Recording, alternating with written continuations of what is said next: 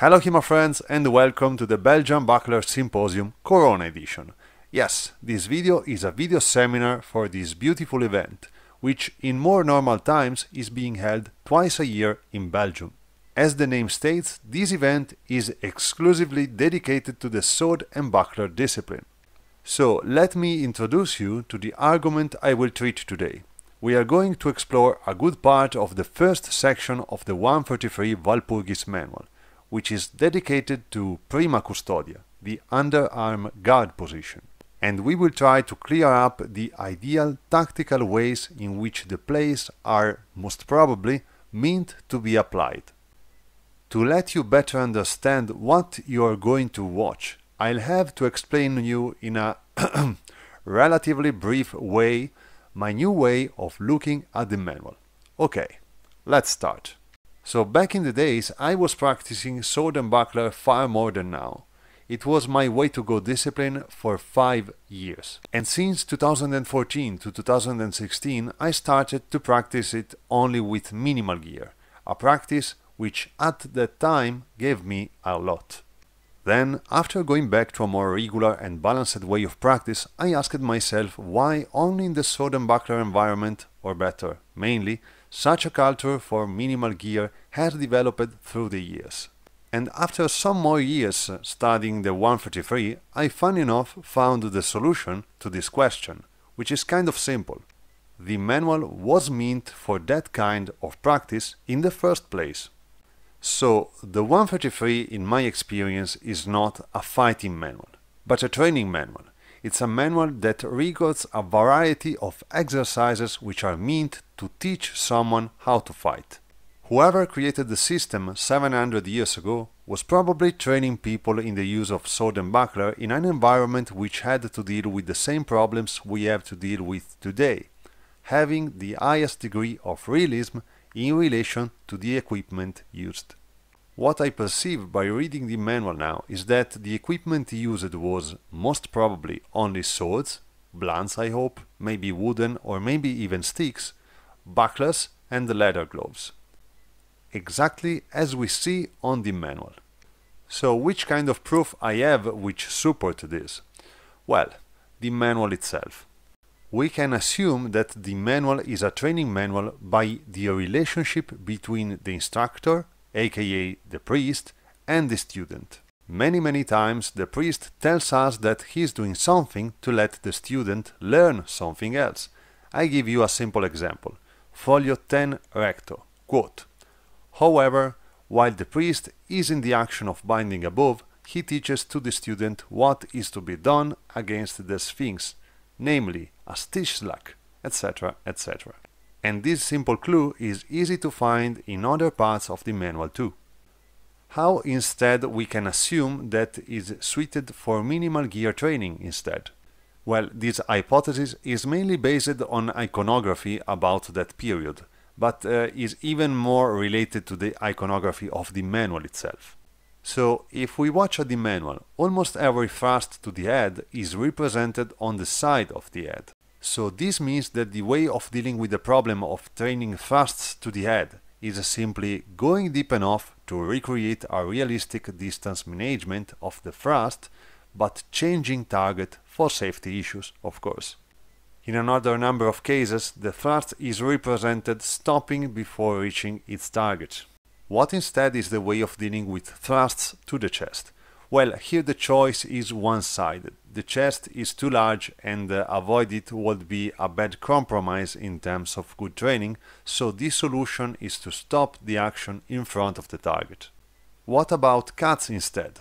Well, depending from the target, they either stop before the entry wound or aside of the target. Again, compromises for the sake of safety and the maximum realism in relation to the training equipment. These are the sensible solution we would may end up finding even today while in the same situation.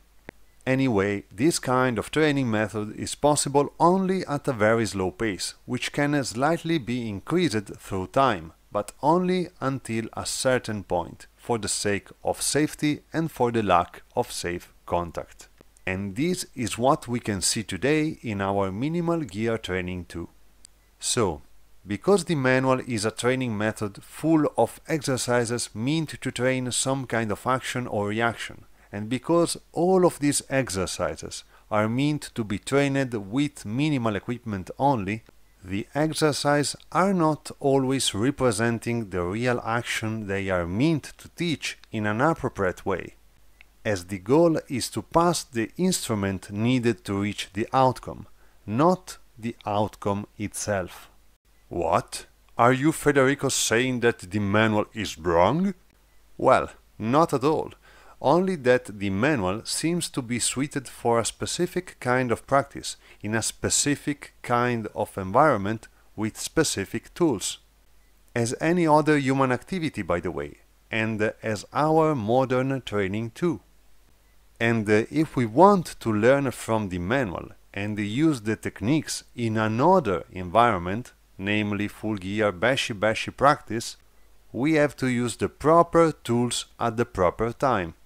Namely, we have to clear up which one is the best tactic to use in relation to every specific technique taught in the manual. Very good. After this brief introduction, let's start. So the first important thing we are going to look at are the starting positions of the plays we are going to analyze today. The first one is prima custodia. Well, as they say, first guard first. Okay, this was terrible, sorry. Anyway, the second one is half shield. So there are many ways to adopt the underarm position. Which one we are going to use right now? Well, honestly speaking, it doesn't matter. As soon as you are able to strike from there the actions we are going to watch right now, everything is fine. So, which action you should be able to strike from this guard? So first and most important, a thrust, which can be launched in many different ways. I am showing you the most reliable and sensible one right now, but then it's up to you and your skill and habits. Second, short edge, left Unterhau and Mittelhau. Third, long edge, Unterhau and Mittelhau. Very good. The second guard we are going to use is half shield, which is an obsessio, by the way. So first of all, where is half shield? In the middle or not? Well, let's look at it. It's a way to keep the weapons forward and ready to deal with the opponent's one, or, if the occasion arises, to stab, hit him. So it can be either on the center line or slightly to the sides, depending on your goals, be those aggressive or defensive. For the sake of simplicity, I will keep a center line half shield. Another important point to analyze is where the shield is positioned in half shield.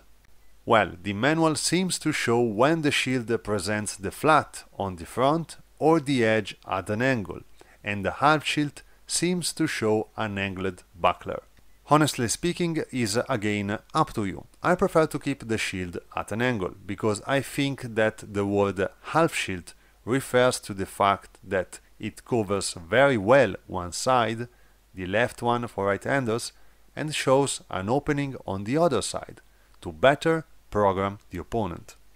And believe me, we will see a lot of programming in this manual, by the way. The only critical thing is that you have to be sure that your hand is well protected by the buckler. That's the only mandatory thing. Very good, we have our guards, and we are ready to jump in our first play, the falling under. So I have already briefly shown the falling under in one of my previous videos shot with Nicola Corini in 2019. I shown it as it actually seems to be shown in the manual, a bind weak on strong, to stick with the original source as much as possible. But hey, funny enough, the specific goal of the falling under is not binding, but provoking a reaction. Maybe binding by purpose weak on strong was a great training tool in the priest environment for the aforementioned motivations, namely training this action without too much danger for the ends. But now we are here to learn how to use this action in our environment. Okay, so we are in the first guard and our opponent besieges us with half shield, giving us only minimal predictable options if we were to go for a direct attack. And so the priest gives us the advice to fall under, a trick to steal the initiative from the opponent while showing to him that we are doing exactly what he wants. We are basically laying our trap. So we can do this in two ways. We can go for a feint or an attack toward the right forearm, or we can feint a thrust toward the chest or head. So either we go for one or the other choice, the goal is to show a realistic, threatening attitude to make the opponent react. The defender, if the falling under has been believable enough, starts his own action, a parry which may result in a bind. So here we have a variety of options that starts to arise. The main split in our action tree is dictated by one simple thing. Is our falling under meant to end up in a bind or not? Because if we are working with a fast feint and attack, we ideally want to avoid the bind. While if we want to lay a real complex trap, what in modern fencing theory is named second intention, we may need to end up in a bind in this case. We will keep both the options possible, and we will understand why further in the video. Very well, so let's check all the options possible. We will start with the options related with the second intention kind of plan. For the one of you who are not familiar with the modern concept of second intention, I will add a link in the caption to a website which explains it. So, to prepare our second intention, we have to start an attack which doesn't really bother at all to hit the opponent. It can be a thrust for the chest or a cut for the hand. Be it one or the other, this is just part of our trap. The real action which will hit the opponent will come next. So here our second intention starts. Let's see how it can develop. Very good, let's go for the first option.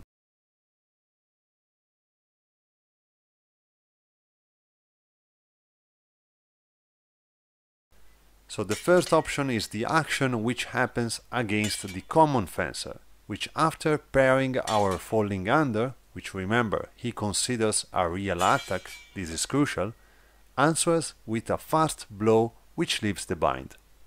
Okay, very well, the opponent parries our falling under and strikes while in the meantime we retreat. We need to slightly retreat in almost every one of our second intention actions. How much is dictated case by case. Wait, but which strike is going to land the half shield guy? Well, it doesn't really matter, funny enough. But let's take the main option from this parry, the right Unterau or Mitterlau toward the head, which are in line with the depictions. So what we do to counter it? Well, we simply rotate our weapon group, as shown in the folio 25 recto, the counter to the common action. By doing so, we land a thrust while using our weapon group to cover our head. Height of the fencer, different swords, distance management, etc. Very good, this was our first option. From now on, the game changes. Because now we are introduced to a new concept. The priest advises, instead of going for a parry and riposte with a blow, to use another method to approach the opponent, which is a counterbind and step. So let's check how this action seems to work. So I had a previous interpretation of the basic shield strike on my channel, which I will also show here. My previous idea was that the main goal was controlling the sword and go for the shield slack. Now I also think that the action needs a threat, namely a tip online which needs to be displaced by the defender. This gives either the chance to stab the opponent or make he go for a defensive action, which can be a smart one or not. So, if we manage to bind and the opponent's sword is not fled away, we take the opponent's sword, we search for a good binding position, which can be low or to the side, and we try to stab him. Here we can face two types of binds to deal with, the langot-like and the crook-like one. The crook-like one generally happens when the opponent strikes a mittellau or a hunterau with the long edge. In this situation, the opponent's weapon is easily put under good control. Instead, we deal with langot when the opponent goes for a short edge strike, be it unter or mittel, for a thrust or for an oberau. Here we will need a bit more work to take control over the opponent's sword. Creating a good defensive structure with the buckler angled to deflect the opponent's sword, or either controlling it with the crossguard, becomes a need. Anyway, step 1, binding. Step 2, go for a thrust in the bind to make the opponent go for a defensive reaction. And, if he defends in a not so smart way, namely standing still and trying to defend from the thrust, shield slack. Remember, the shield slack can be on both weapons or on the weapon arm only. Sadly, reality doesn't care about our compulsive need to recreate 700 old fencing sketches. So, this is the basic form of the Religat Calcat. I will expand this part a bit more in the end of this video. Now, back to the falling under. Now, the advice of binding and stepping forward is an advice given by the priest himself, only to be countered in a variety of ways. So here we aren't really learning how to go for the shield slack. We are learning how to avoid it. Okay, so the priest gives us 4 options. The options are Durchtreten, Mutatio gladi, shield slack, which is named in folio 2 recto by the way, and a wrestling on the arm actions. Let's go with the Mutatio first. Now, this is by far one of my favorite actions. So, while retreating during the opponent's attack, we disengage our blade and we change our bind while going backward with an half steps, or more if needed. We free our sword using a cavazione motion, a disengage. The cavazione frees our sword and gets it over the opponent one, parrying the thrust. Then we launch our own attack, the Nuken. The Nuken is another one of those weird, unexplained concepts which we can find in I.33. So what is the Nuken? Well, by my point of view, it is an attack which can be only parried with the buckler or with the sword, but in an extremely uncomfortable way, as we know that it carries out to a separation of sword and shield. So by my point of view, it may be a false edge cut from left to right or something similar. It only needs to be direct and fast. By the way, the Mutatio gladi is a good option if we are binding in a langot-like fashion and not in a crook-like one. Now let's go for the stretto action. This action needs a shorter retreat or no retreat at all if the measure advantage is yours. So when the opponent threatens you with the stab, reach a crook position with your sword, and in the meantime take control of the opponent's buckler with your own one, while rotating on the spot in the meantime. This action is fancy, but I think it's slightly lesser important in this specific context, as I consider it really situational. Okay, the third option we have is the shield slack. This is, together with the Mutatio gladi, one of the most versatile options. So in my understanding, we can land the shield slack in 2 ways. The first one is landing it on both weapons. So this may happen if, while approaching you with the thrust on the bind, the opponent keeps the buckler over his hand to protect it. You have to control both weapons with your buckler in this case and go for the head with the sword. The other situation is the opposite. If the opponent approaches you in the bind and with the buckler extended, ready for a shield slack maybe, strike with your shield at the opponent's sword or at his exposed end to control it and open the gap between weapons. Then go with your sword into the opening, aiming for the arm or for the hand. The last action we can use is the Durchtreten, which needs a slightly longer explanation. Durchtreten means stepping through. Now, in my previous interpretation, stepping through meant passing through the weapons. but now I am pretty sure that stepping through is simply the offensive option which, as the name suggests, steps through the opponent reaction. So, long story short, we have to decide for this tactic from the very beginning this time, because it starts in a slightly different way. So we go for our usual falling under, but we avoid the opponent bind, striking instantly toward the head or the arm, whatever is left exposed. This is a proper feint and attack action. We avoid the bind to gain time and to not let the opponent gain information through the bind. Well, this would need a long explanation about why the sense of touch is faster than the sight, but I will avoid it because I don't have time enough to do so. Anyway, we have a variety of forms of the same action, depending from where the opponent buckler is, or is going to be in our experience. So here I take the occasion to pass you one of the critical points which in my interpretation is peculiar of this manual. The priest want to stick the weapons together. Why? For one motivation only, to keep the hands and arms safe while at a long distance, and then to divide them only while landing the attack if needed, which means also entering a closer distance, by the way. So generally speaking, weapons close to each other as much as possible till the time to go for the attack, when we need to get control of the opponent's weapons or of the opponent's sword. So the Durchtreten, as we have seen, is basically a broad concept which defines an offensive action which starts and ideally lands before the opponent's motion ends, with the specific characteristic of moving forward. Okay, we have covered all the falling under actions. Now, one more advice which is general for every one of these actions. We have seen that, be it Durchtreten, Shield Strike or whatever, we have a rule which is always useful. If the end forearm is left exposed, go for it while controlling the sword.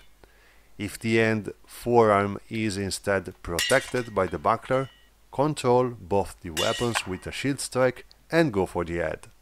Very good, but what if in the second option I named just now, the opponent parries the blow to the head with the buckler? We see part of what was probably the general advice shown in a last stand defense, the crossed arms disarm. If the opponent divides sword and shield to parry the head blow, the attacker should instantly go for a cut to the right arm while retreating. The correct counter to this would be a thrust, which is the perfect solution shown in Folio 10 Recto, 29 Verso, etc., but can only be landed while keeping control over the sword, thing which who falls under tries to steal by any means. Very good. I am now going to touch briefly the last topic of this video seminar. How the half-shield guy can manage to win the fight. The first religat and calcat we are being shown in the manual is not an I win button by any means, as sometimes tends to be considered instead. Even if it is an advice of the priest and so it is considered a better option compared to the other one presented, namely the common blow, this action ends up being countered in 4 ways in the first 3 pages of the manual only. So instead to land the action in its better form no matter what, we have to focus our attention on further advices, and we can easily find 2 of them in the manual. The first one is gave us directly in Folio 2 Verso. Quote, "Because after the counterbind the priest will be the first to act." Unquote. And the priest is the one who in this place used the falling under. So it is clear from this that the one counterbinding here have to take in account that in a good percentage of the cases this action will not land. That, to be honest, is partially obvious, because it's the manual itself who is teaching us how to lay a trap by falling under.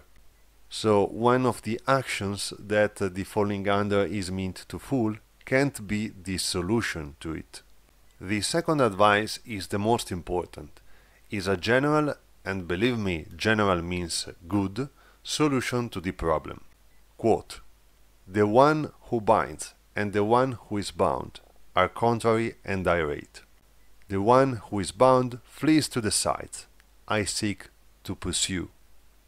Unquote.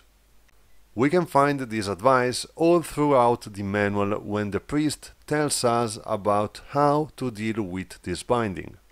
The advice is to keep following the one who is bound. But is he talking about the footwork? Well, not really, or at least in not every single case. I think the advice is to deal with the following action, namely follow with your weapons for his next action, the real one, countering it. So generally speaking, the half-sheet plan to counter a second intention should be: go for the bind, recognize it, try with your own experience and by manipulating the opponent weapon to understand if the opponent will end up fleeing toward the left or the right, and use the tools at your disposal to counter his action. Which tools? Well, the obsesiones. The advice is actually to keep besieging him. The opponent can flee on both sides. If he frees his weapon on his left, he will end up in custodia tertia, so go for the correct obsessio for the tertia and use one of its counters. If he flees toward his right, the choice may be Schützen for the seconda custodia, or one of his plays, maybe a Durchtreten on tempo. Also, Kruke may be a good option if you think about its place. Well, here we would enter into another even bigger topic, and so I will stop here. So I hope you have found something useful in my interpretation of this place and on the logic that I tried to put into it. The last thing I want to clear up is that remember that this is my way of interpreting the action in a way which fits our modern training environment. If you want to see how, in my opinion, every single exercise presented in the manual would be used in the past as a training tool for people in minimal equipment, I would need another video. So thanks to my friend of the Belgian Buckler Symposium, and thanks for watching to all the people on YouTube. And well, as always, see you next time.